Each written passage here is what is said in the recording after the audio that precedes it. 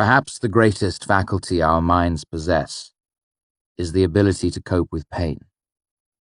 Classic thinking teaches us of the 4 doors of the mind which everyone moves through according to their need.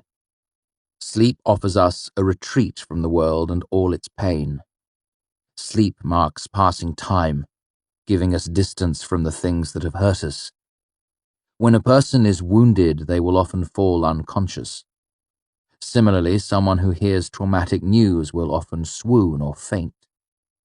This is the mind's way of protecting itself from pain by stepping through the first door. Second is the door of forgetting.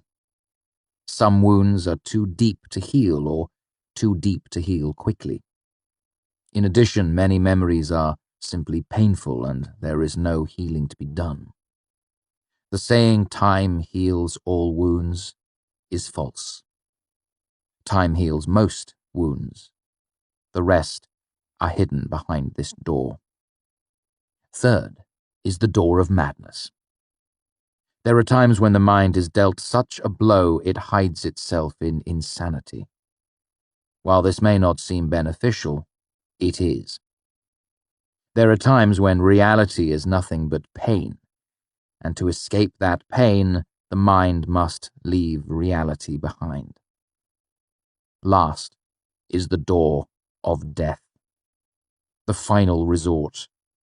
Nothing can hurt us after we are dead, or so we have been told. After my family was killed, I wandered deep into the forest and slept. My body demanded it, and my mind used the first door to dull the pain. The wound was covered until the proper time for healing could come. In self-defense, a good portion of my mind simply stopped working, went to sleep, if you will. While my mind slept, many of the painful parts of the previous day were ushered through the second door. Not completely. I did not forget what had happened, but the memory was dulled as if seen through thick gauze. If I wanted to, I could have brought to memory the faces of the dead, the memories of the man with black eyes. But I did not want to remember. I pushed those thoughts away and let them gather dust in a seldom-used corner of my mind. I dreamed not of blood, glassy eyes, and the smell of burning hair, but of gentler things, and slowly the wound began to grow numb. I dreamed I was walking through the forest with plain-faced Lacklith, the woodsman who had travelled with our troop when I was younger. He walked silently through the underbrush while I kicked up more noise than a wounded ox dragging an overturned cart. After a long period of comfortable silence, I stopped to look at a plant. He came quietly up behind me. "Sagebird," he said. "You can tell by the edge." He reached past me and gently stroked the appropriate part of the leaf. It looked like a beard. I nodded. "This is willow. You can chew the bark to lessen pains." It was bitter and slightly gritty. "This is its root. Don't touch the leaves."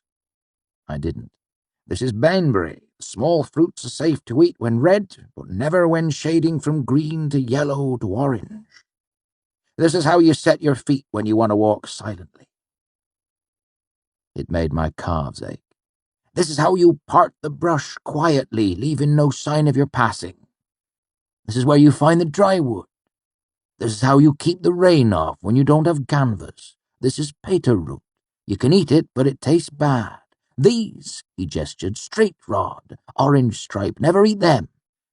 The one with little knobs on it is burum.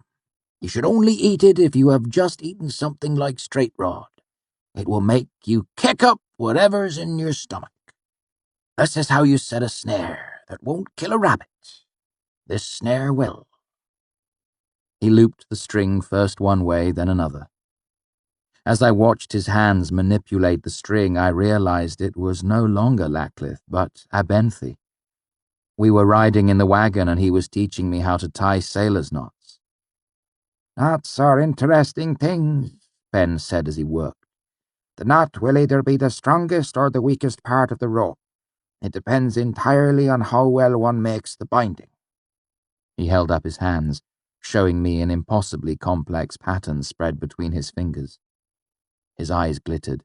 Any questions? Any questions? My father said.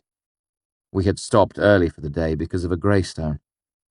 He sat tuning his lute and was finally going to play his song for my mother and me. We'd been waiting so long. Are there any questions? He repeated, as he sat with his back against the great greystone. Why do we stop at the waystones? Tradition mostly, but some people say they marked old roads. My father's voice changed and became Ben's voice. Safe roads. Sometimes roads to safe places, sometimes safe roads leading into danger.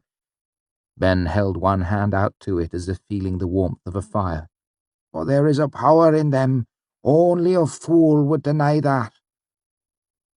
Then Ben was no longer there, and there was not one standing stone, but many, more than I had ever seen in one place before. They formed a double circle around me. One stone was set across the top of two others, forming a huge arch with thick shadow underneath. I reached out to touch it, and awoke. My mind had covered a fresh pane with the names of 100 roots and berries, 4 ways to light a fire, 9 snares made from nothing but a sapling and string, and where to find fresh water. I thought very little on the other matter of the dream. Ben had never taught me sailor's knots.